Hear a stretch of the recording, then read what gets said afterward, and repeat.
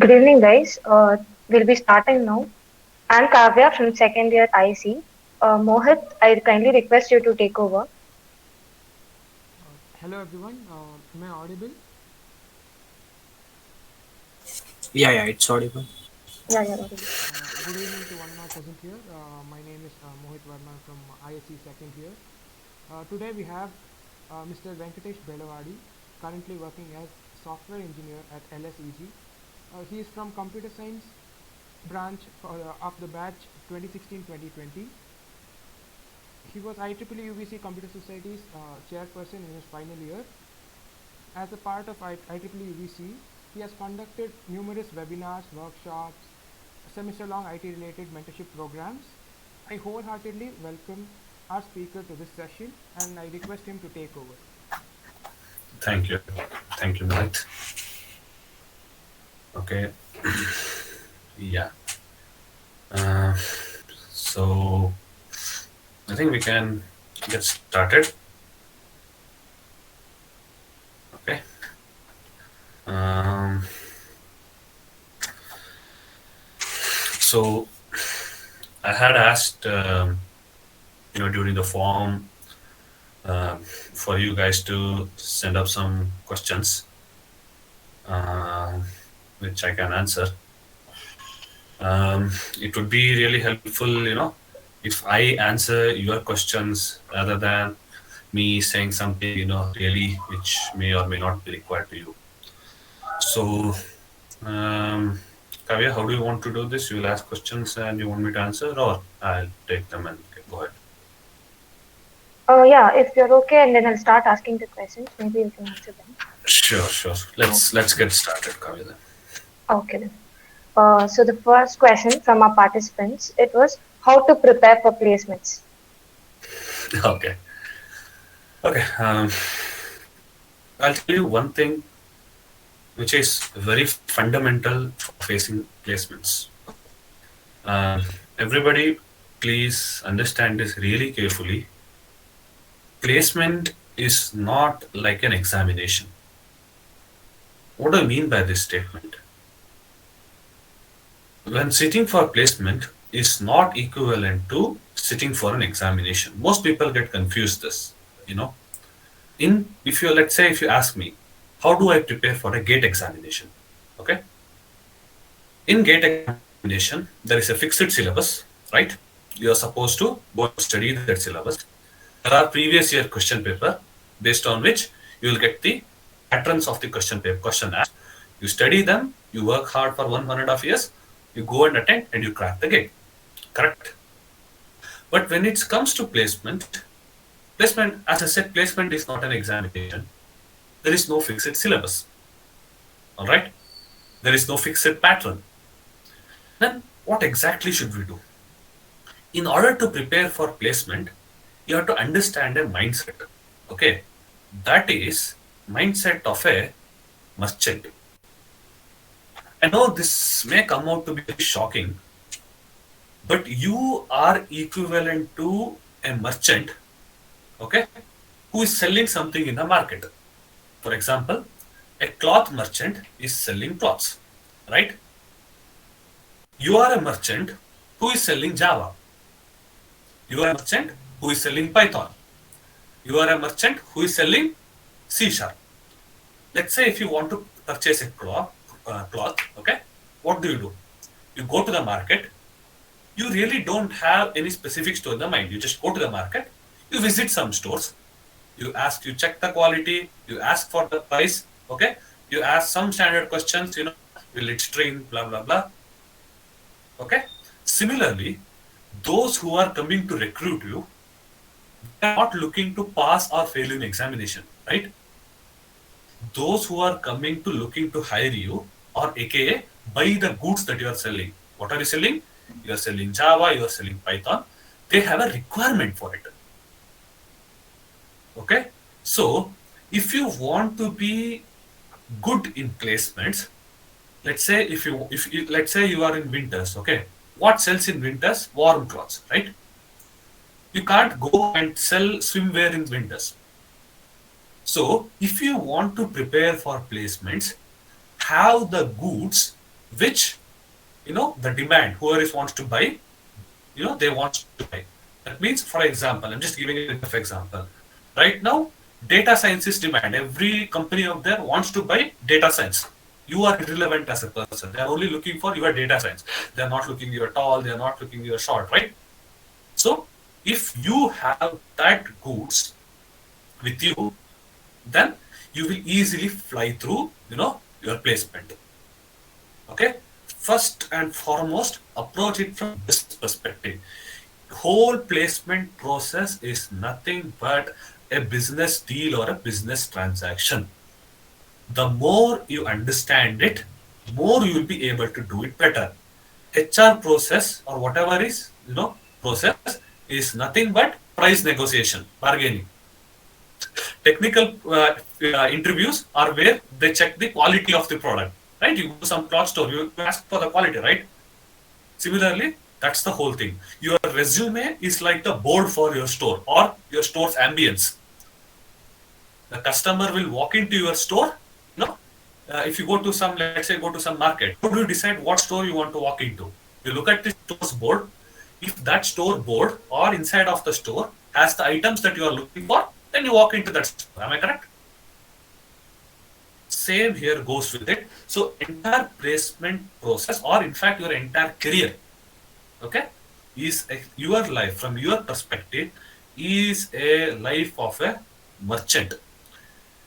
Understand this. Keep in your mind, you are not a government employee. You are not a fixed salary or anything. You have the goods that somebody wants out there. It's either Java today or it could be something else tomorrow. This is the first thing you have to understand. If you understand this, preparing for placement will be easier because now you are thinking from a selling perspective. All right?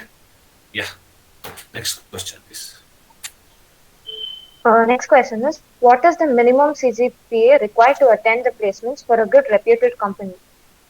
Okay. See, it depends completely from companies to companies. Okay. Unfortunately, when I was studying in UBC, right, we didn't have CBCS scheme. So for us, it was in percentage. Okay, we were graded out of percentage. For us, some companies mandated that even to sit for the first round, you had to have 70%. Some companies just didn't care. They were like 35%. You have no backlogs. You are good to go. Okay, it depends from company to company. But in general, try to keep it at an higher level, maybe probably 8.5. That's what I heard from the current batch. Try to maintain it at that level, because if you don't do it, you will lose a good chunk of companies. I'm not saying no company will hire you if your CGPA is less than 8, but many companies do maintain it. Okay, you'll just it's like losing a good chunk of customers because you don't have a good CGPA. So take exam seriously, okay, and try to have it as high as possible, because having no CGPA does not hurt, right? Even if you have, but remember one thing: your CGPA does not guarantee that you will get a job. Let's say if the company's CGPA cutoff is 8.5, 8.51 is treated similar to 9.99.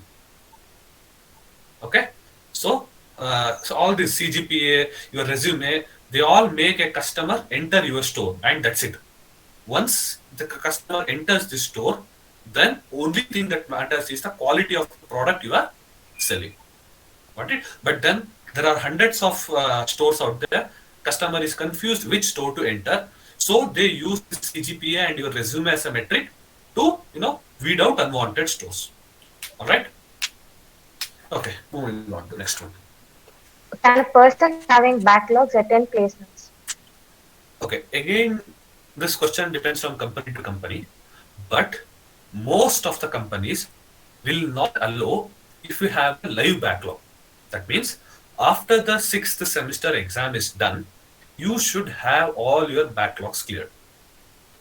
Okay, you may have dead backlogs. That means, let's say you got a backlog in 3rd semester. Okay, by 6th semester, your backlog must be cleared. This is situation for most of the companies, but as I said again, right, some company may strictly mangle, no, you can't have any backlog. From what I have seen, that number is very, very less, but still, There are maybe one or two which will not, uh, which will ask you to not have any backlog at all.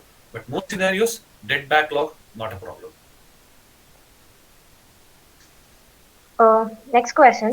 When exactly should we start preparing for placements? Okay. You should start, to be honest, you have been preparing for your placement since you are in LKG or UKG. You know why? If you think about it, why do you study hard in high school? Because you need to score good percentage in 10th. Why do you need good percentage in 10th? Because you need good PU college. Why do you need good PU college? Because you want good CET ranking. Why do you need good CET ranking? Because you want good engineering college. And why do you need good engineering college? Because you need a good job, right? It all boils down to this point. But if I am talking strictly in terms of engineering, I would recommend you start preparing for placement since day one of the first year. Why? I know, you are just out of PU, you want to, chill for some time, want to experience the, ye Javani hai Diwani, all those things. Okay. But the thing is, under the core idea of engineering is you have to walk out there with a job. Okay. And right now, situation is not like it was 15 years ago, where if you are just book knowledge, whatever your engineering score was enough. So if you go back 15 years ago, right, only your engineering book knowledge was asked in the placements. Okay, then company use it to separately train you on all the technologies, because you literally as a person had no other choice at all in 15 years ago to learn anything new. All right, but right now situation is not like that. You can literally learn anything related to programming off the internet. That means, let's say there is a person A, okay, who has only book knowledge, only done engineering exams, okay, and there is a person B who has done a lot more by studying courses online. Whenever companies come to prefer, let's say you are going shopping, there is one shop which sells only one kind of item, and there is another shop which is like a mega store which sells most of the items that you need. You obviously prefer to go and shop in the mega store, correct? Because you get a lot more variety in there. You can use that store to purchase more things at the same price. So and one more thing you have to look at is, right now your role as a programmer is so diverse. I'll tell you something. Right now in my corporate, I'm working on a project. First 2 months I was working on front end. Next 3 months I'm working on back end. Suddenly for a couple of months I'm working on deployment. I don't know what I will be doing in next months. Gone are those times when you had a clear distinction. Okay, you learn HTML and CSS. For next 15 years you will be working on HTML, CSS. The demand is in such a way in the industries that you need to be constantly learning and constantly doing new things.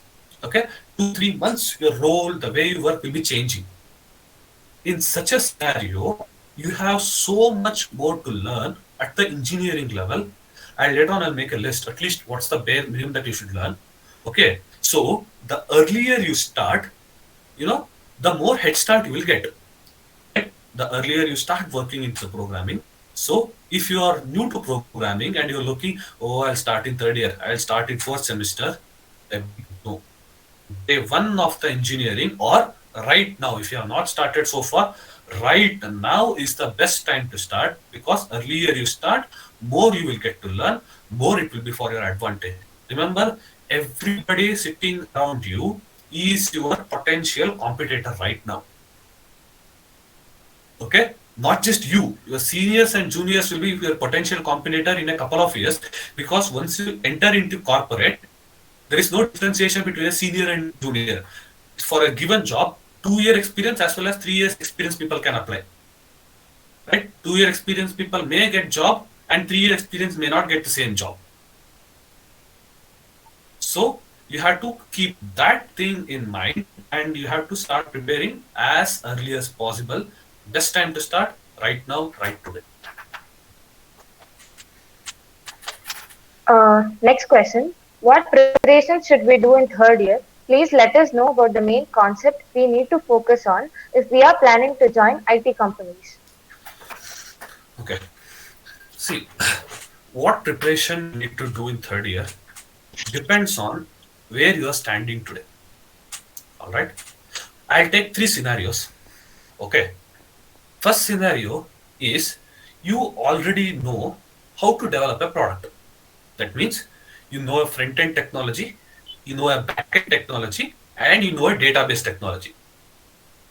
Okay. And you probably, have deployed some sort of a very rough application. Okay. I won't say it, you have developed the next Google, but you have developed some sort of the rough application. In such a scenario, okay, this is scenario number one, who has work, who know front end, who know back end, and who knows some database. First, you have to do is build a real world project. What do you mean by real world project is, I don't know if it is still relevant. There is an app called as UVC Connect. Okay. This I developed, me, a couple of my friends developed when we were in second year. Okay. This is a real world project because real people are using it. You will understand the pain of developing software when the actual real people starts using it. Maybe this, when they started and initially started install UVC Connect, probably it crashed a lot. Yes, and they were like, "What is this?" Or sometimes they suddenly got hundreds of notification which you are testing in the backend. Okay, so build an application. Pick something. It could be college. Build a library management system. Build an examination management system. Build a COVID management system, or build a water management system for your layout. I don't care, but build a real world project. Other than that, focus on the fundamentals of your syllabus. That is data structures, algorithm, OS, Linux, computer networks. Okay, and software engineering and testing, SET. I don't know if that is even relevant anymore. Okay, these are your fundamental subjects from which they will ask questions. So this is number one, who already have some exposure. Okay, now if you are already good, if you are already good, that means you know how to build projects. You have used little bit more advanced stuff like Git. You have used little bit, more advanced feature. You are deployed in AWS cloud. You feel like really control over the programming. Okay, such a scenarios, attempt to go for something bigger. Go for IoTs. Go for data science. Okay, go for machine learning. Go for computer vision. Okay, so that is little limitless. Go and write a research paper. That's a really big booster. Okay, so if you already have a good command, like you have been doing programming since some 3-4 years, you probably were in PCMC in PU. Okay, such a scenario, aim higher. Okay, third, if you have absolutely wasted your 2 years of engineering, okay, then I am sorry, but it's not going to be easy to catch up. Okay, it's literally impossible to catch up. You can't learn programming in a year or by doing a course. Okay, but even then, your best bet would be on learning at least some technology. Do a course on Django, or maybe do a course on React Native. Okay, do a course on Node.js. Okay, whatever they teach in that course, have it as a project. Okay, other than that, be strong in this thing. What you say in your academic subjects.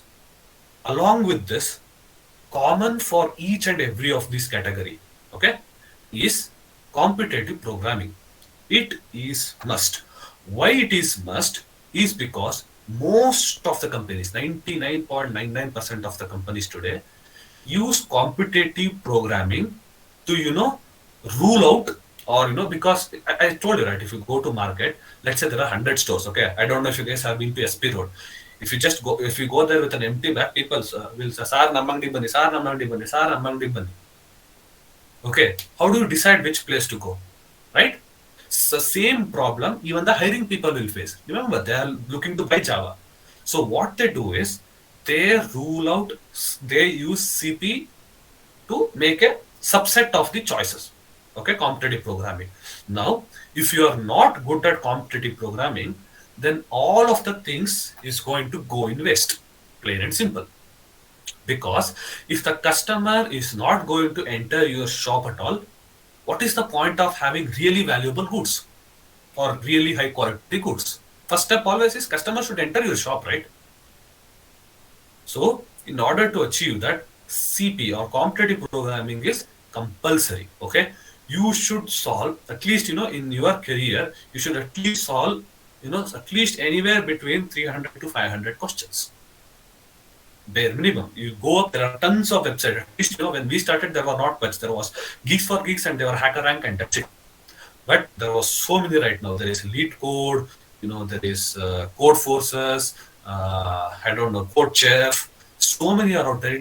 But one thing for sure, it's easy. Please, it's not going to be easy because programming is hard. It is what it is. So you have to practice competitive programming daily. Doesn't matter. Extremely important if you're third year. But seriously, if you start doing it as early as possible, better it is going to be. Okay, so this is how you have to shape your further situation depending on what position you are in, right? Next question. Can you give us some tips to crack coding rounds? Okay, tip number one. Okay, I'll give you three tips to crack coding rounds. Okay, first tip is practice.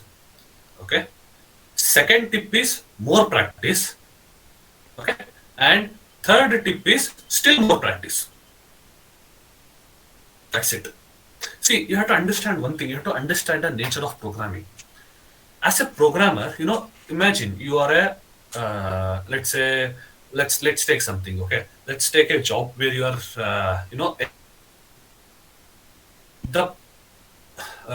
the process of making dosa remains same throughout your career.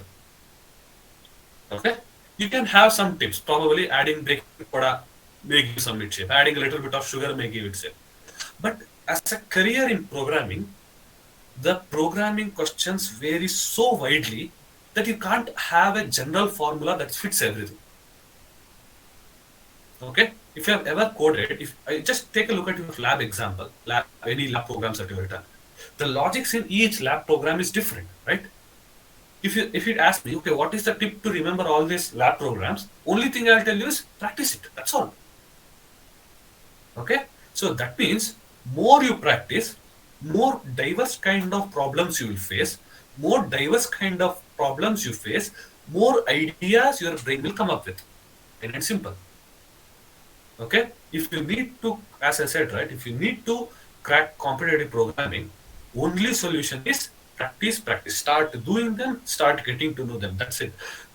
This is what it is. That is why all the top FANG companies, right? They grill you in data structures, algorithms, CP for this particular reason, because these things cannot be by hearted. You can't have shortcuts in these things. Okay, these things are only acquired by hard work as a skill. So those companies grill you on this because they know that if you excel in this, you have the appetite for programming. Okay, so simple, practice, more practice, still more practice. If you are not done till today, start doing from today. If you are doing, well and good. Is competitive program enough for placements? How can one prepare for whiteboard interviews? Okay, competitive programming is not enough for placement. Okay, as I said before, right? Competitive programming and your resume is like the board and ambience of your shop. Okay, they will only get the customer into your shop. Okay, problem is, in fact, in many of the jobs that you do, most of the people who do, the competitive programming knowledge hardly matters. In the sense, you will not be sitting writing algorithm to improve Google search results by 50%. Most of your jobs would involve using some kind of framework, googling questions on the Stack Overflow. If you don't know how to do insertion sort, you're probably going to Google it in your work. Even I do. Okay, but then why to do this competitive programming is, as I said, you have 100, 150 competitors out there, right? So they need some criteria. You can't give, Angular or React test to all the 150 people, right? You can't do that as a person who wants to buy your skills. So what they do is they decided, okay, competitive programming is the common benchmark for everyone because it can't be cheated. You can't just attend some random course and say, hey, I'm programmer now. First thing. And second thing is it requires real skill and because it's mostly logic. Okay. So competitive programming just gets the customer. Of course, you are good. If you are good at competitive programming, definitely you will go into interview round because most of the companies have CPS first round. But from there, it's the quality of the goods that you are selling that they need. Okay, so concentrate on both because you won't get a customer unless you have good at CP, but you won't make a sale if you don't have the products that the buyer wants to have.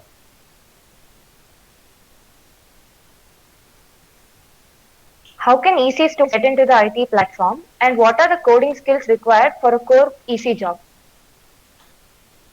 Okay, answering the first part of the question.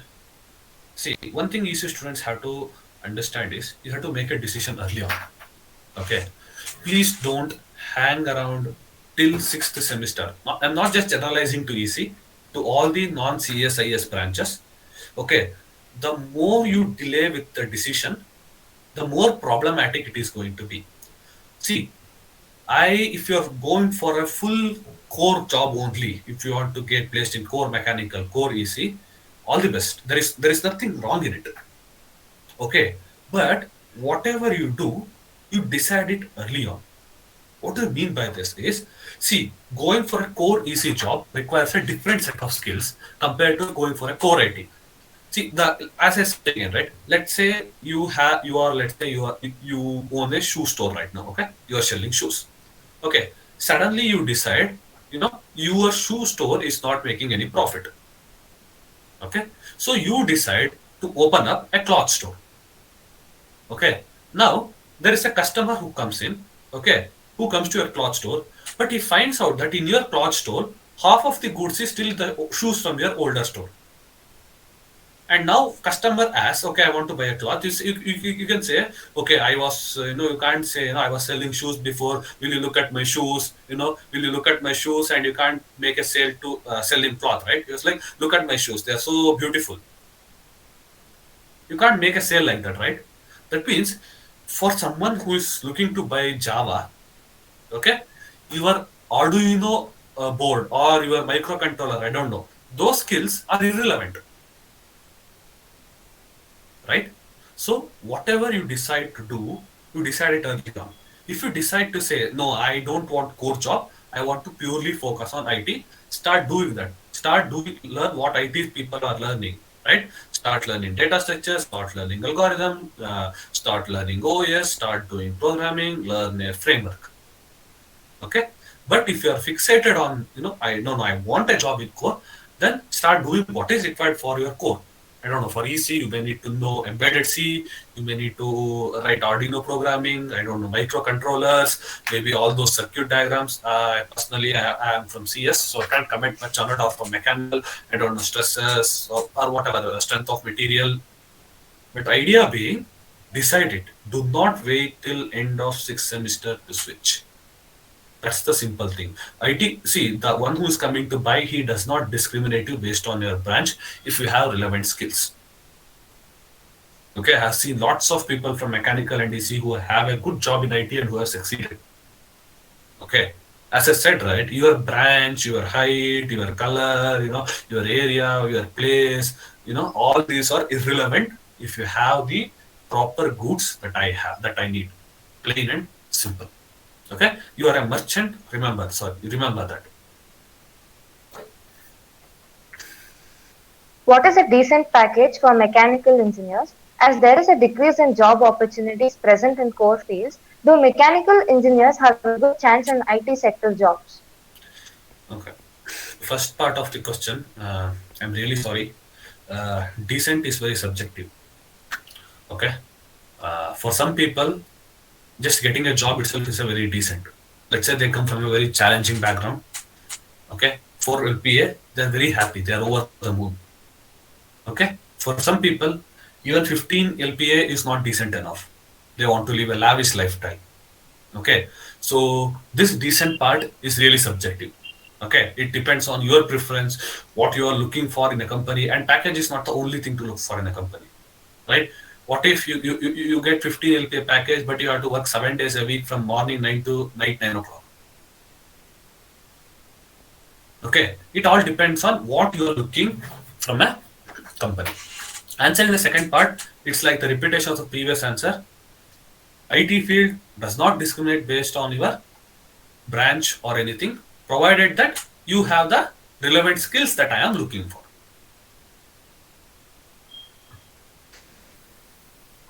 How can they improve our coding skills? And can you please tell us about major trending topics for project management?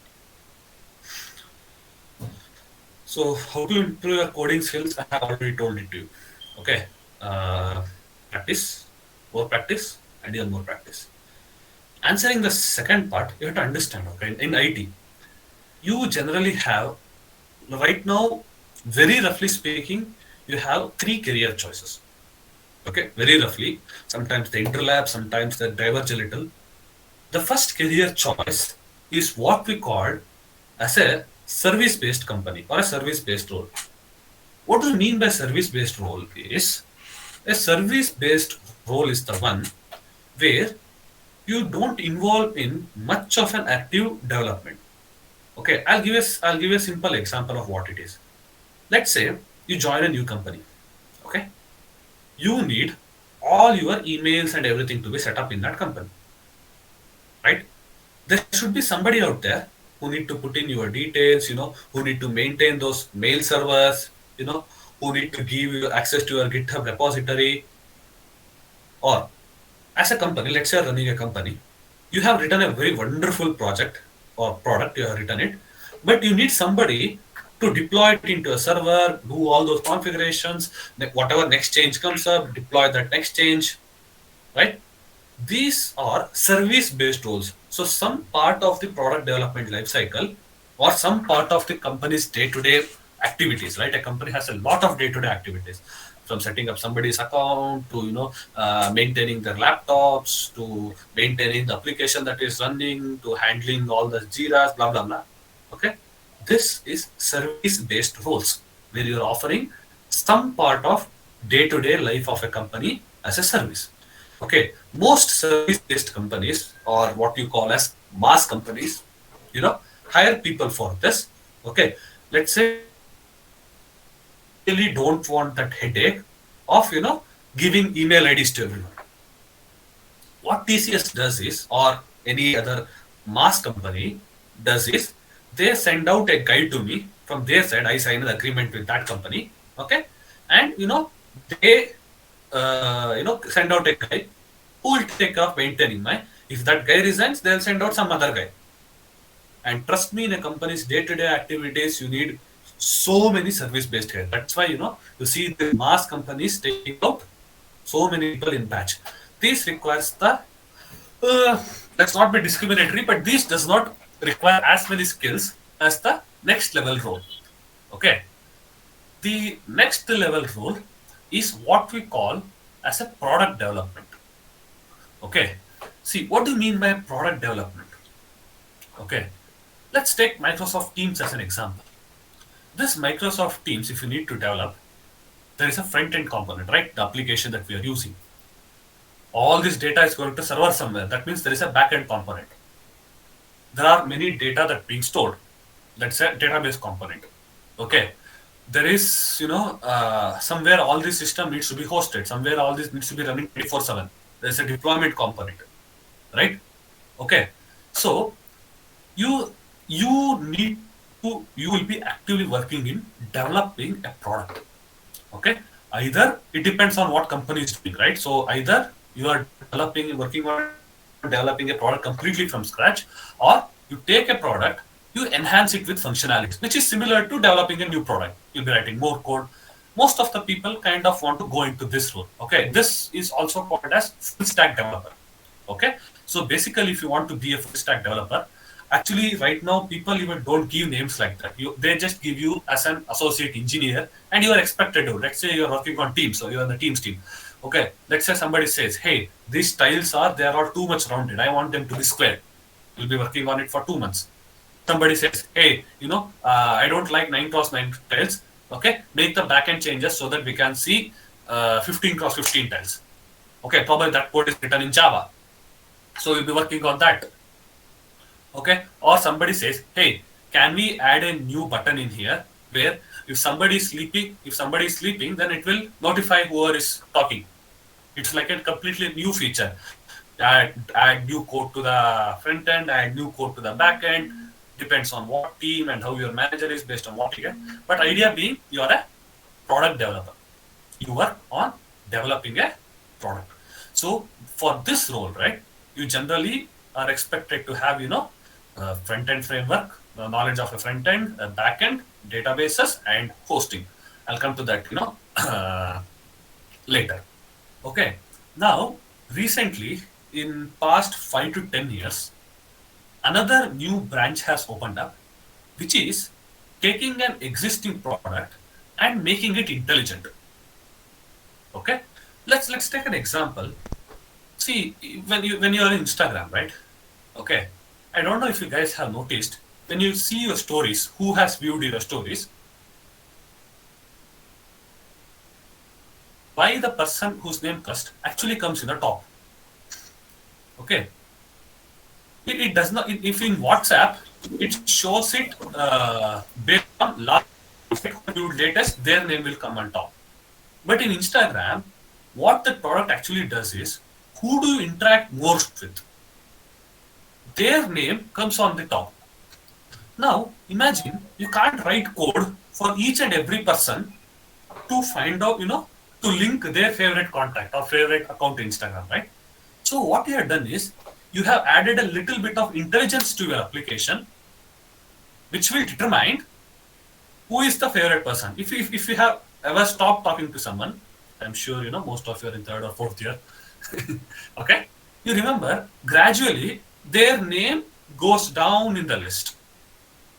This is just one simple example. That means your product, the way your product behaving is not hard coded anymore, right? The way your product behaving is intelligent, right? So the things it's really fascinating. If you need to be into this kind of field, this is where data science come into play. What I gave is just one small example. There are hundreds of different scenarios, 100 different examples. But the primary aim of being data science is making something intelligent, making something, just like what a human would do. Okay. If you are going into this field, then things you have to learn are totally different. In this field, you will not be writing front end, you will not be doing back end. There are different frameworks to deal with, different language to deal with, different algorithms to deal with at all. Okay. So three paths generally you can choose. Most people unfortunately end up being the second part. Just like they look around what everyone is doing, everyone is running some backend, and our syllabus also they push to do some project, they end up doing some project that goes to the resume, then they join companies and they end up being product developers. But you have a conscious choice here of what you want to become. Based on what you want to become, you can choose what to learn. And this is strictly in terms of CSIS. What I really don't know anything about EC or mechanical like kind of jobs in that. What are the projects recommended for IT, and how many projects would be best for placements? Okay. Ideally, at your level, if you have one project, that is more than enough. But when I say one project, you should not be like, okay, I printed hello world, this is a project. No. Have one project that has worked in real world. For example, you have developed a website for all the fests that happens in UBC. It has a front end component, you have as a website. This is a backend component for user registrations, payment, event registrations, all those linking, all those reminders, notifications, emails, confirmation. There is a database where you're storing data, and let's say you are hosted in AWS. Okay, if you have one project like this, which is used by real world people, okay, that, and if you know it very well, you just download it from the Git and present it as your project, because they will grill you on that if you have put projects like that. Okay, if you have done one proper project where you know end to end, or better, for example, the placement people will know. Okay, placement, whatever website is there, there is a website in the college campus, you see placement website. Okay, that guy was built by somebody from 2015 batch. Okay, his name was Kaushik. Okay, before that, we didn't have website for placement. If any company used to come, you have to go to manually, you have to go to TPO. There used to be a big book. You have to enter your things in there. Everything was manual. But two guys, Kaushik and his friend, they sat and they developed that entire project from scratch, which is even used today. It tracks everything: your resumes, companies you have applied, are you logged out, are you logged in, user registration, sending you emails, blah, blah, blah, so many things. That thing got that guy a wonderful job. Okay, if you're doing for a project and build one real world project like this. Okay, if you want, you can have multiple mini projects, that does not hurt. But the real value of doing a project is in doing one real world project. There's so many opportunities in there. For example, even in our college, even today library system is manual, right? So many things, or you can you can give a, I don't know, universal attendance system, and you can talk to principal. You can get it installed so that everybody takes attendance from there. It tracks your attendance. Okay, so many things. Okay, I'm not just being limited to college. Or you can right now develop a COVID management system.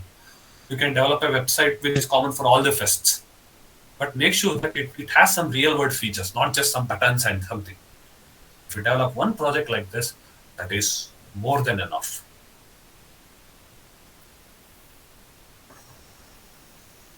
Next question is, what type of questions should be asked in an interview? How to build confidence to speak fluently in an interview? Okay. What type of questions will be asked in an interview depends on two things. Okay. One is how you answer, and two, what they are looking for. Okay. See, you guys as a fresher have a good advantage. Okay. When some companies come looking for a product developer role, okay, they are generally not very particular at the framework. For example, let's say in that company, they are using Node.js. Okay. Even in your resume, if you are put as Django, they will happy to come and interview you. Okay. The reason being, they know that if you are able to learn Django right now, if you join their company in 3 to 6 months, you will learn Node.js. Okay. So they ask you question based on what you put up in your resume. Okay. Do not do this mistake. I have seen people, okay, who have worked on HTML for some remote use. I'm just taking HTML. Okay, let's forget HTML. Let's say Linux. Okay. Really to learn, to do some very remote use case, they have did Linux for probably a month or a 1.5 month. Okay. And then it was like a year ago. Then I totally forgot. But in their resume, because they had worked on Linux, in some time, they have put up as Linux. Okay. Now, when they come and interviewers start asking you questions on Linux, if you are not able to answer, imagine this. I'll give you a simple anomaly. Let's say you are going to buy clothes. You are looking specifically for t-shirts. You see a store and it has written t-shirts. Okay. You go into that store, okay, and you ask, I want to buy some t-shirts. Show me some good quality t-shirts. And the store guy says, we don't sell t-shirts anymore. We used to. What will you do? Right? It's one thing is immediately it's a bad impression. Even though that store has other things that you would have brought, you kind of felt like I wasted my time coming to this store. Right? So they ask you a question based on what you put in your resume. Only put things in your resume which you can answer. Okay? For example, do not put each and every language that you have ever worked with. Okay? For example, in my I right now for an instant can work with 14 languages. Okay, because to be honest, languages are not that different. Okay, if you learn a couple properly. But in my resume, I used to put only three: C because it is the classic language, Java because it is the object-oriented language, that's the foundation, and Python because it was the modern language. And these three I know well. Okay, although I have worked with JavaScript, even for today I don't understand many concepts in JavaScript. I don't understand async await. I don't. If you ask me to code, giving me a Google and some particular situation, I'll Google, I'll try to find out, and I'll answer, and I can write the code somehow, make the code work. But does not mean that I know JavaScript. Okay, so only write those languages or skills which you have properly studied and worked on. Okay, that is very, very important. So that's the first thing on which they ask question on. Second thing they ask question on is on the way of how you answer. Okay, let's say I ask you to tell me an algorithm. Let's say I ask you to tell me an insertion sort. If you tell insertion sort correctly, then I'll ask you to tell, okay, tell me quick sort, or I'll tell you I'll tell you to ask me to write DFS or BFS. Or let's say I asked you a simple question on linked list, you answer me. I'll ask you how to eliminate a circular linked list based on your confidence, based on your way of answering, right? This is the second thing that they ask question on. Third thing they ask question on is on your project.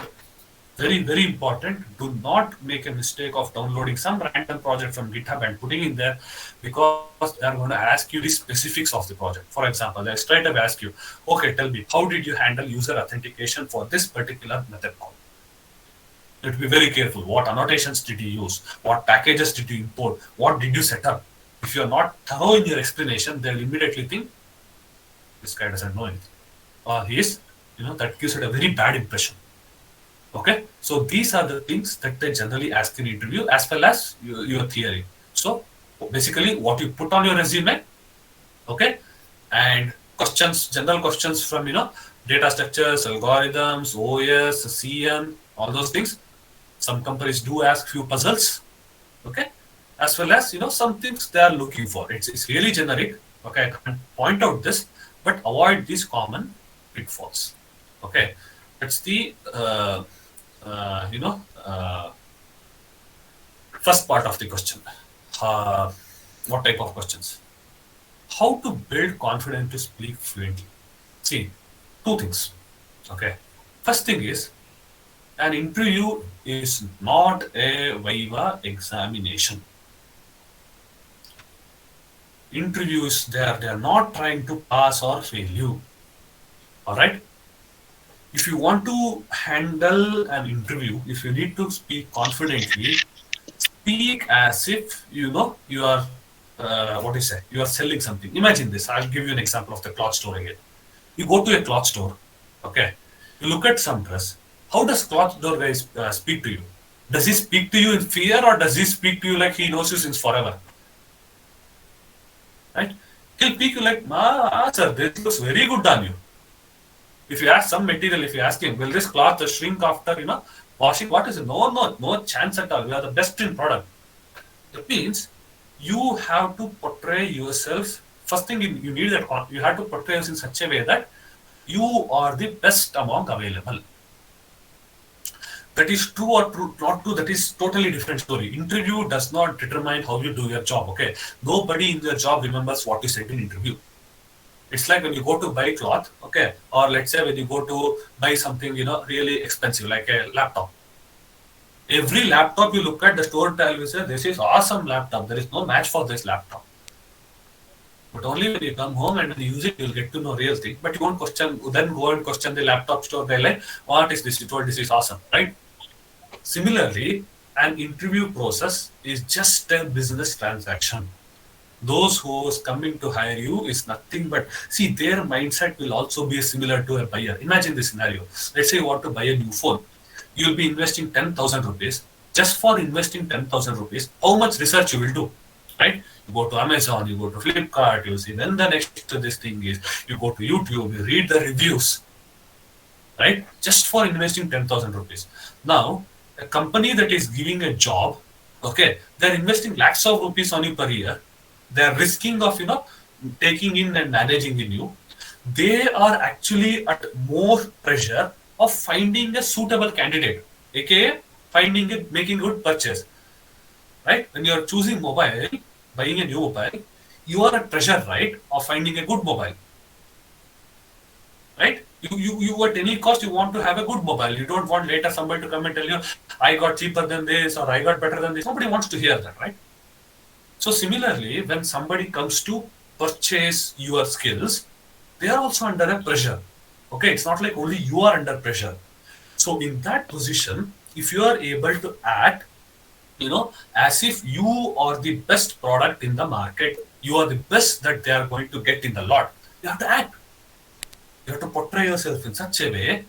Imagine it's a plain business transaction. Whatever rules apply in business transactions applies in here. Whatever they say, if they ask some product is good, you say it's really good, right? If they ask you questions, see, HR round should actually be the simplest round, because in HR round you just need to be affirmative to whatever they say. It's like, in the cloth shop, right? When you're just about to buy things, you'll ask, will this come quality? Oh yes, very good quality. Nothing will happen. Even that guy knows he's lying, but even you know that he's lying. Okay, same thing here. That's the key to confidence. Understanding that it is not a Viva examination, but it is rather a pure business transaction. In fact, your entire career is going to be of business transaction. 2 years from now, why are you going to switch? Because you need more money. AKA, for your skills, somebody is giving more money, you're going there. Just like how a merchant would do. Why do you need to keep upskilling? Because you need to be selling things that is required in the market. You can't run COBOL or Photon today and ask to get a job. Your entire career in IT is going to be a career of merchant. All right, nothing more. Please come out of the illusion that you are an employer, employee. In fact, even look at employee side. Okay. Once, let's say your project has ended, there is no funding for project, they won't think twice about letting you go. You are just a resource, right? So, as a person who is giving, the selling the job, you should have the similar mentality as well. All right. If you have that mentality, you will get more clarity on what to do and how to do it. Plain and simple. The next question is, how can one improve his or her communication skills? Okay. So improving, really. So first thing is, okay, I don't know if you guys go into market. Okay. It's all time of online shopping, but I really enjoy shopping in local markets. Okay. If you go and shop in local markets, let's say if you go to SP Road, okay, and if you go to shop, most of the dialogues, people repeat in different store will be similar. The lesson that we can learn from this, first thing is, learn how others are doing it. Okay. So we don't need to go and ask to some people, right? Right now, today, there are tons and tons and tons of material on YouTube, wherever you go, which actually tells you how to improve communication skills. Okay. Think, what is that? That means there is somebody, some store, who is making a better sale by talking his way through it. You observe what he is doing and you start doing it. You will start making better sale. Plain and simple. Right? That's the first rule. You have to be open to be learning. There is a famous quote, okay? Why do we need to read books or watch videos or anything? It is because you won't live long enough to make all mistakes by yourself. Okay? There are some people out there who know how to do this stuff. You just copy from them. That's all. Okay, that's the first step. See, go and explore. That's just like, when you're setting up a new shop, right? Okay. Let's say you have to set up a new saree shop. Okay. You do a little bit of research, right? Okay, which areas should I set up? What kind of customer I may expect? What kind of people should I have? Similarly, for all these things, go and do a little bit of research. What are the communication skills? There are tons of materials. Secondly, practice those skills. Stand in front of a mirror. Okay. Start, go for imaginary interview. Start saying those words. See, I'll tell you one thing. In what happens is, when you sit for an interview, because of your anxiety, rather than you being logical, your instincts take over you. Okay. Now, you have to understand this, human psychology, right? Whenever you go under anxiety, you will not be able to make any logical decision. Whatever is hard coded in you or whatever muscle memory you have, those things take over. But once you are out of that anxiety, then you will realize, che, I could have done it differently. For example, you get into fight with someone. Okay. In fight, right, you say so many things. Once fight is done and once you cool down and night you go to sleep at 10 o'clock, and when you start logically analyzing all that argument that other person said, then you get that ultimate comeback which you could have said at that. Okay. So that means if you need to change what is your default state or what is your instinct state, then you have to practice that. Okay. This is true for a lot of things. Imagine the first time you started learning a bike. Okay. You are very conscious about everything around you, right? What gear you were in, where somebody was coming, how much accelerator, how much brake, how conscious you are. But as you drove and drove and drove, sometimes you just zone out while riding the bike, right? You're riding the bike properly, but still you'll be thinking of something else. Suddenly you come back to senses, but you won't crash. Why? Because this ability of human body or human mind is that with practice, you can override your instinct into a new set of instincts. Okay, so if you want to improve your communication skills, at that point you can't logically do because your anxiety will take over. You want to say something, but because of your anxiety, you'll end up saying something completely different. But by standing in front of the mirror or by recording yourself, if you start practicing those scenarios, okay, I'll tell you, I'll tell you an example of mine. Okay, what happened to me was I am little bit bad with names. Okay, it was SAP interview. Okay, SAP is the first company that comes into college. Okay, it was SAP interview. Okay, I cleared all the technical rounds in flying colors. Okay, it was HR round. Okay, and then what that HR did was something unusual. Okay, he was standing outside his cabin. Okay, I went there. Okay, he shook my hands and he told me his name. Okay, I went in, I sat. First question he asked me was, what was his name? And I don't remember. I just heard it a couple seconds ago. But because the way the instincts work, we don't expect to, answer those questions in HR, right? So that means you have to stop having anxiety. That means if you have seen that scenario, if you have, if you revise those scenarios in your mind, if you actually stand in front of a mirror, if you record yourself, if you work on it, when facing those actual scenarios, right, like riding a bike, first day you are full of anxiety, but 6 months down the line, you'll be zoning out and you can still ride it very well.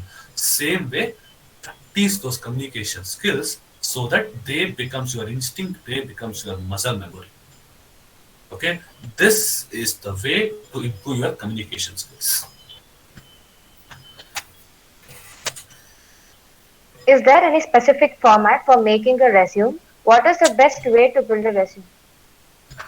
Okay, see, I'll tell you one thing. Resume is equivalent to the board of your store.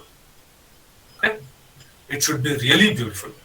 First thing is, gone are those days when you used to do a black and white resume with MS Word. Okay, titles is 14 font, all the bullet points, 12 points, serial font, gone. Resume. Imagine you go to if you go to any market, why are people, especially stores, putting in so much efforts to design their board in different way?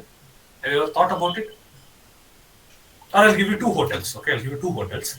Okay, one hotel is the hotel which board is written in paint on a metal sheet and hung up with through threads.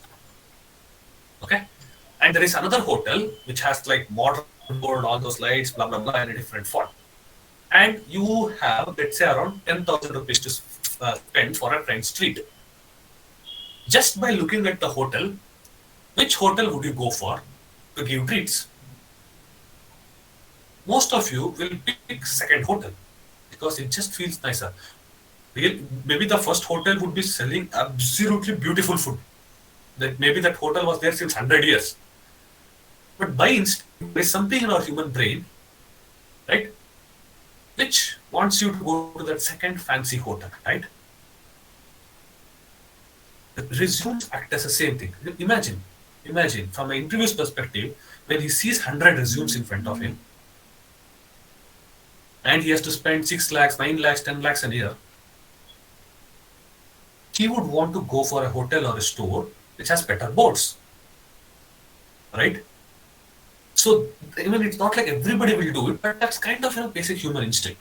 So stop designing your MS, resumes in plain MS Word. Gone. Start using some, better format and better scheme. There are tons of out there. Okay, if you just Google as resume formats, you'll get it. Add colors. Learn about color psychology. Okay, add symbols. Okay, or better, in your resume, add a link to a website. And you develop a website which is your resume, host it on GitHub, static pages. Okay, first thing. Second thing is what not to put in a resume.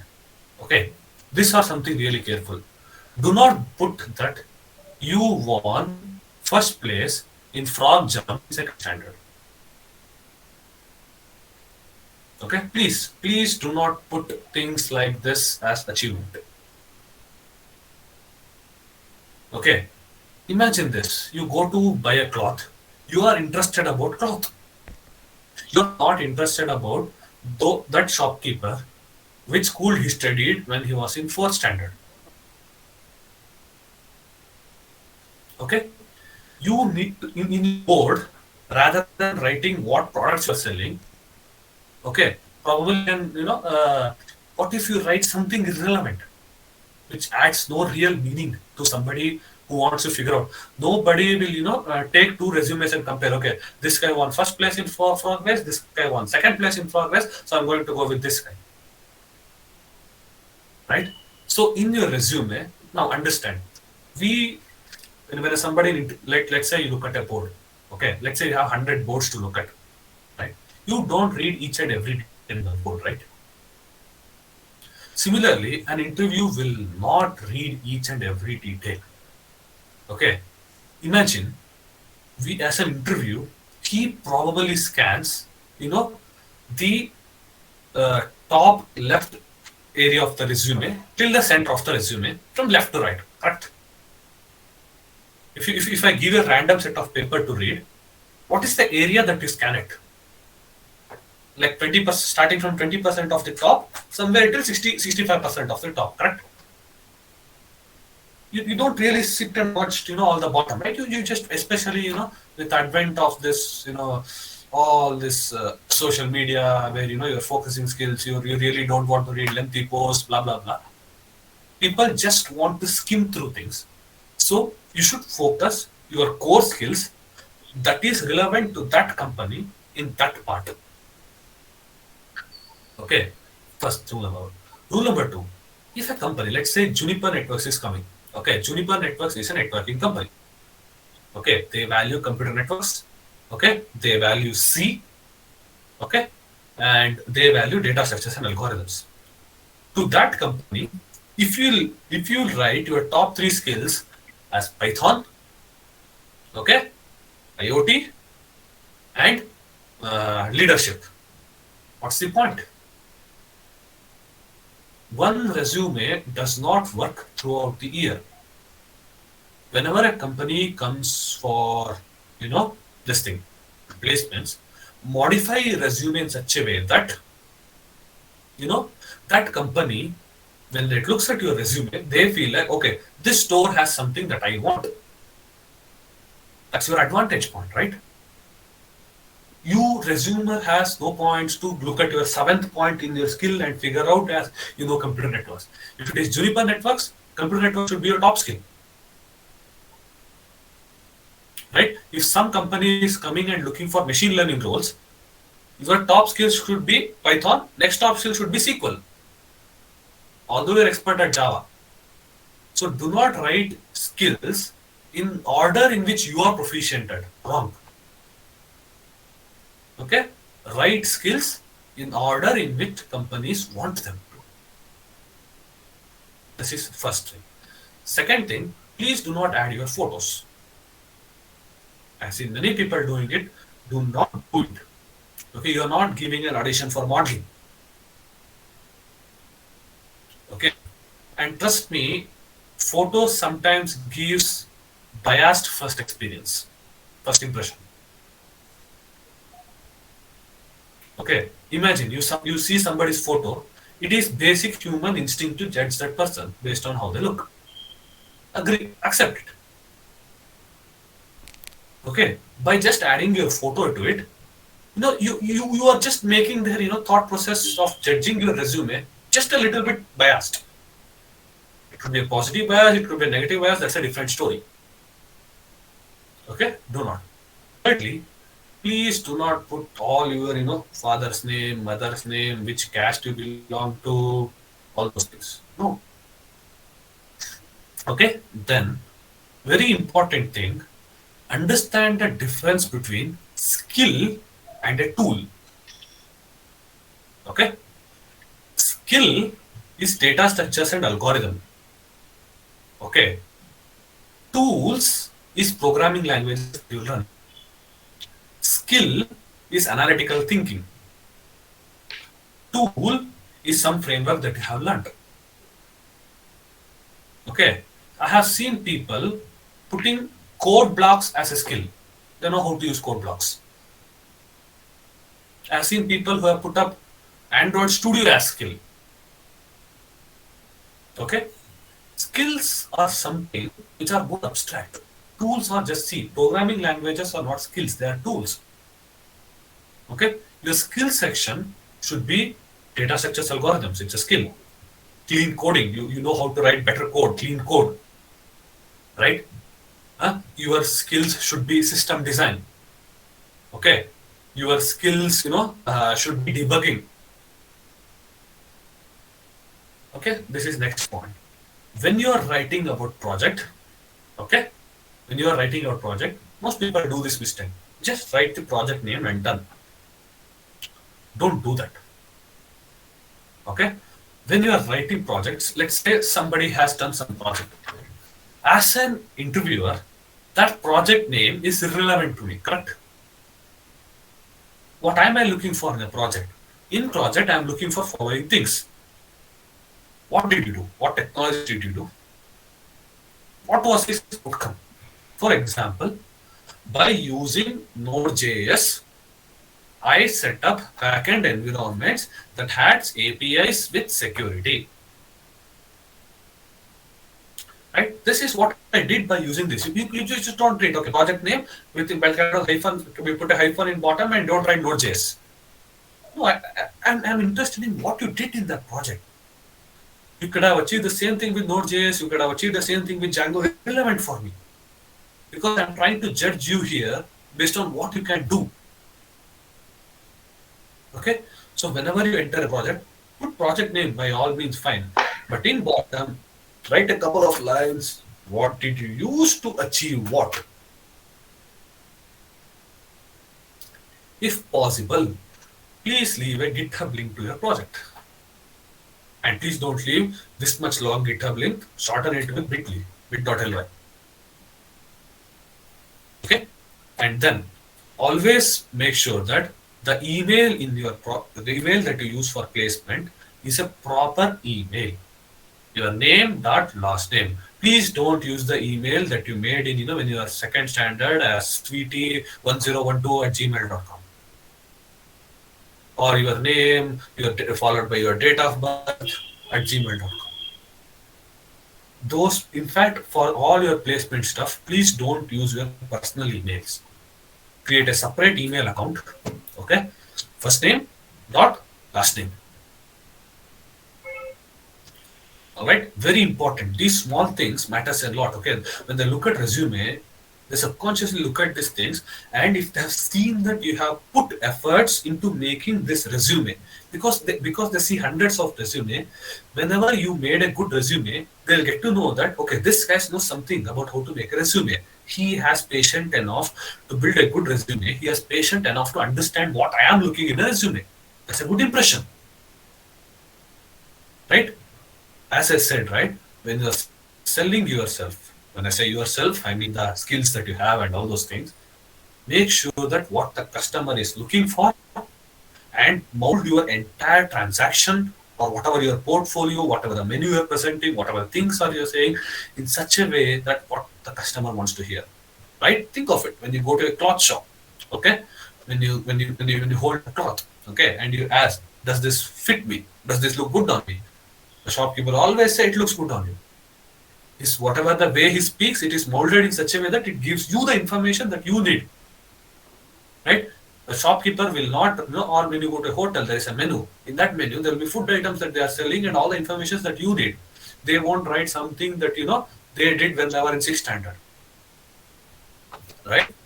Each and everything you optimize in such a way that you are making a sale. Always think of each and point of how customer, let's say they ask you a question on computer networks, how comfortable are you with computer networks? Okay, you say I'm really good with it. Also add I have put extra efforts into learning it because Juniper Networks is one of my dream company,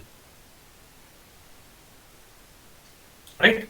That gives you an edge, right? They immediately get to know, okay, this guy likes it. See, you may think all companies, so if I say that I may look dumb, blah blah blah, they will immediately find out that I was like, no, companies don't think like that. Their mentality is not like that. They want loyal employees, right? They want people who will work for them. Imagine after hiring you, they have to bear so much with you. They have to pay lakhs of rupees. They need to extract work out of you. So they really enjoy people who have put efforts.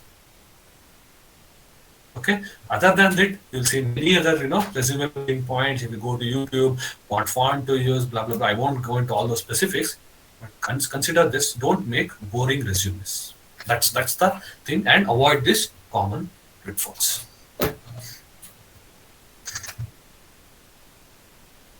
All the questions from the GForm responses have been done. So I request participants to feel free to ask your questions or doubts in the chat box.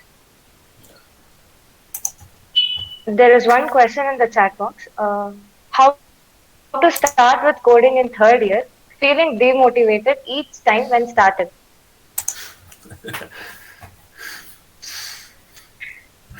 I'll tell you one thing, okay? You have to understand something. Programming is not easy. It's not easy at all. Okay. When I was in college, I used to learn something called as mentorship programming, okay? I used to take people who were from non-programming background and I used to teach them things. The first thing I used to make them do is make them lose their sleep.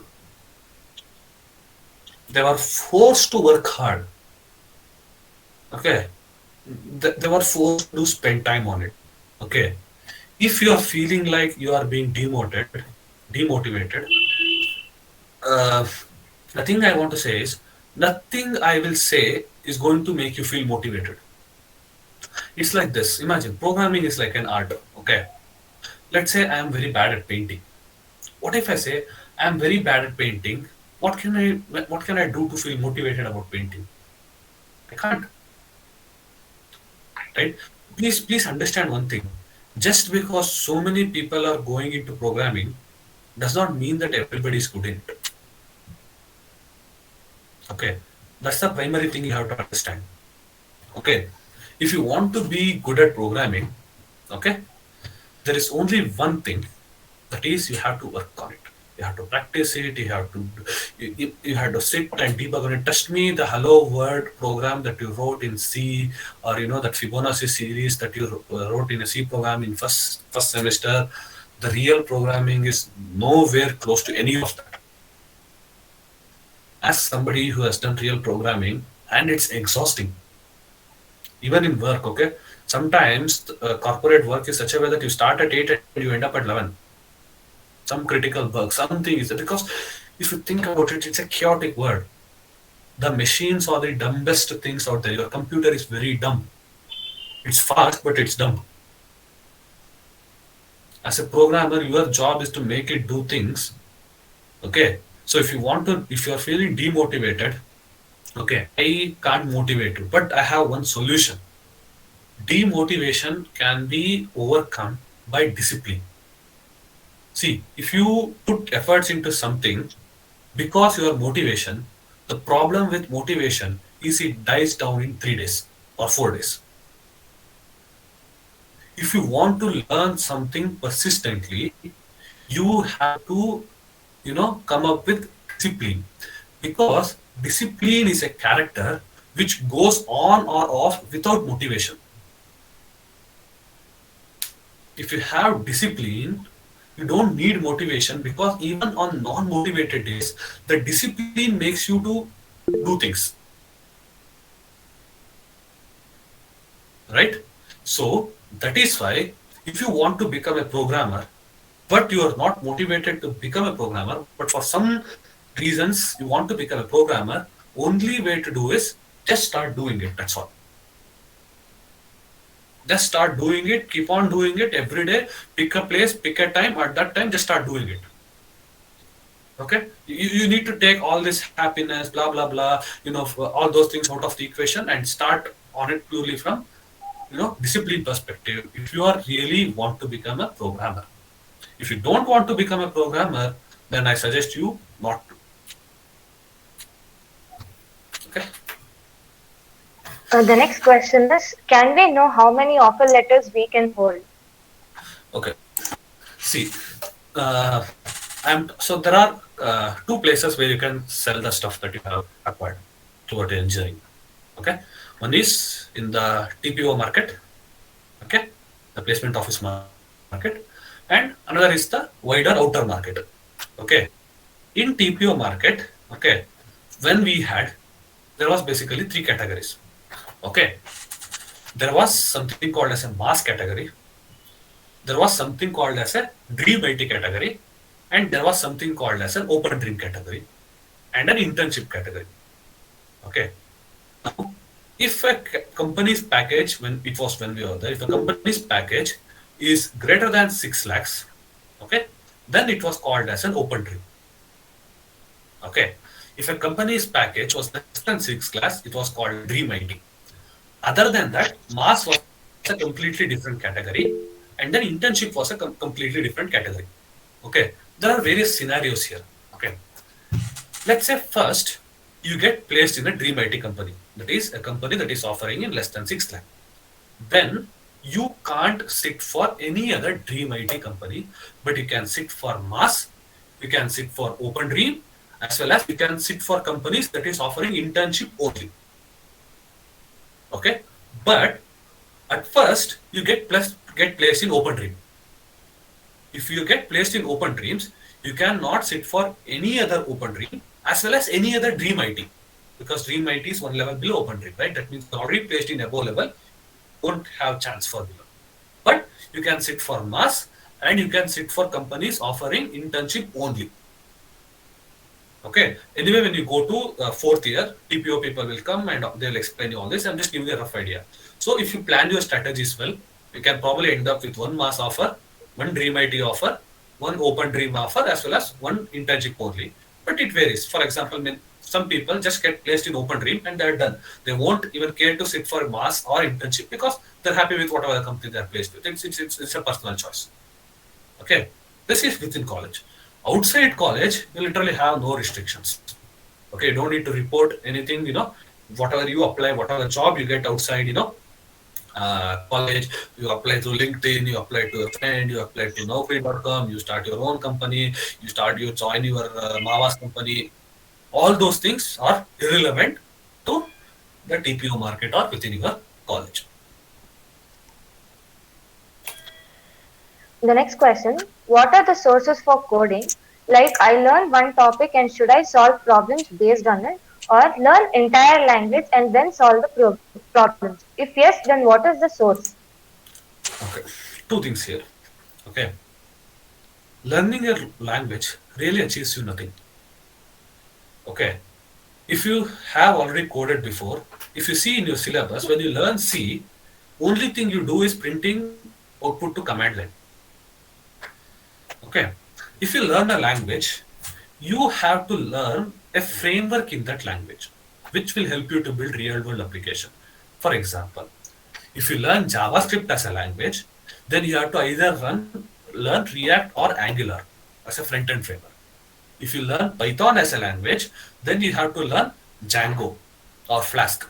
If you learn Java as a language, you have to probably learn either Android development or you have to learn Spring. This is one aspect. Okay, just by learning a language, you can't do anything in real world basically. Okay, so if you are planning to learn coding, first step is language because frameworks, if you need to learn frameworks, you need to know languages because framework heavily depends on features of languages. Okay, so if you know a language, means you have know a framework in that language on which you have actually built something. This is first part of the story. The second part of the story is not related to building application, but related to competitive programming. Okay, in competitive programming, it's the logic that matters, but same logic can be written in different languages, right? In Python, you have the for loop. In C, you have the for loop. In C++, you have the for loop. So there, the language becomes irrelevant, but certain features in language help you to do things faster. For example, if you are doing CP in Python, to access the reverse number, you can do array of -1, okay, or things like that. It is generally preferred, people prefer to do C++ for competitive programming because it's like the basic core language. So rather than using language features to get your way through, you actually apply the real logic. Okay, but if you need to learn coding, you have to do these two things. You have to learn the framework of that language and build some real application, one part of the system, as well as do CP in preferably language that you want to excel in.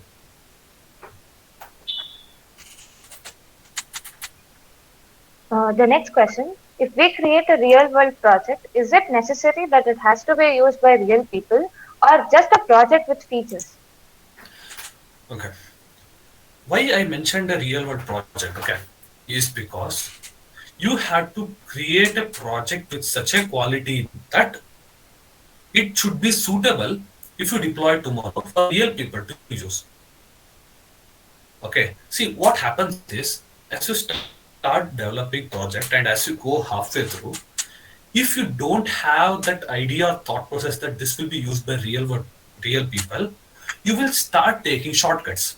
For example, you wanted to add a nice rounded, nice button in the bottom, but you'll be like, who is going to use it? Let's just somehow make it work for now.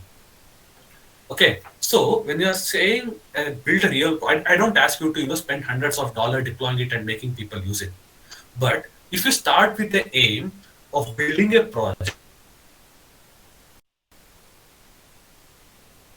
then you will start taking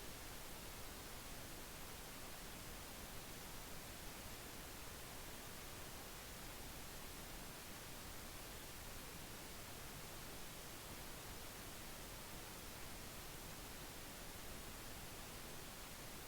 Okay, so project in such a way that it is ready to be used by real world by real people. It may be expensive to deploy it, or you don't want to. You are an introvert, so you don't want to show it to world or whatever the reasons.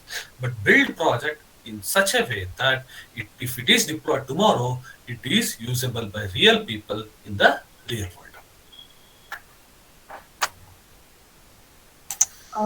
I guess we are done with all the questions. Participants, if you guys have any other doubt, please put it in the chat box. I'll just take two more questions. So, if any, please.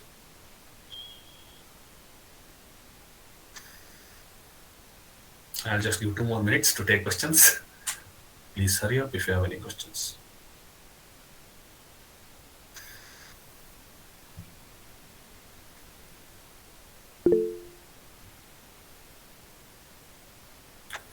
We have a question.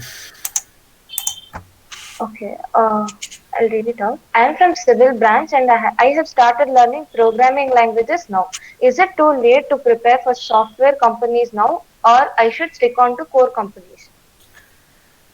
Okay, which year are you in, Prabhakar? Now fourth year, sir. Okay, so see, first thing is it's never too late. Okay, uh, it all depends on uh, how much efforts that you're willing to put. You might be willing to put 18 hours every day. Then you can probably learn programming some framework in next 6 months.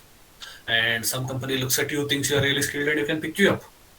Okay, it's not really too late. But only thing that I suggest to you is commit to something. Okay, I can't give you reasons on what you should commit to. Okay, I can't come and say, hey Prabhakar, commit to programming only, there is a wonderful future here. No, I'm not going to make that statement. It's not for me, right? I am nobody to choose what do you want or what is good for you. All I can say is, if you start learning programming today and you are willing to put that extra efforts that it needs, let's be simple here, right? People who have studied 3 years from programming have obviously going to have a better edge than what we have right now, correct? It's true for any field, right? Let's say you want to become an architect today. Okay, if you want to learn architect starting today, you have to put that effort to learn those things. So, whatever you want, commit to it, then start working. I'm not going to say in next 3 months you are going to be placed, but you are willing to work hard for it. You are willing to dedicate your time for it. Maybe 6 or 1 year from now, you could get placed in a good company. You could get placed. Maybe TPO in on college campus would be a little hard if you're starting right now, but there are a lot of opportunities. Outside the TPO, there are so many websites where you can do. So many startups are there. You can join a startup, get a couple of experience, then switch. But only thing is, whatever you want to do, commit to it and make sure that you are ready to put efforts. Programming is, it's not like that, Rajnikant movie where you take a book and do like this in front of the face and all those, things is going to be downloaded into your mind. It's not going to be like that. But yes, in longer run, you may find a successful career in programming. I think we are done with the questions. Yeah. Thank you, Belwadi sir. It was a really nice uh, session for us. Hope participants will be using this guidance in their future too. And Rajendra, I request you to take over. Thank you, Kavya. Hello, everyone. This is Rajendra Prasad from second year Civil. So, thank you, Venkesh Belwadi sir. It was indeed a very special session today, and I hope all of us got to learn a lot of new things and tips to prepare for placements. IEEE is really glad to have Mr. Venkesh Belwadi as the speaker of today's webinar. So hoping to have many more sessions, active sessions like this in for future days also. Thank you very much, everyone. Hope to see you all in our further events of IEEE. Until then, take care. Be safe. Okay. Bye. Thank you, everyone. And always remember, approach placements, approach your career as a merchant. Okay, do not approach your placements interview as an exams. Think from a merchant point of view and think from how would you sell. If you get one this short details, understand lot of doubts you have, you can find answer in this. Okay, thank you, everyone.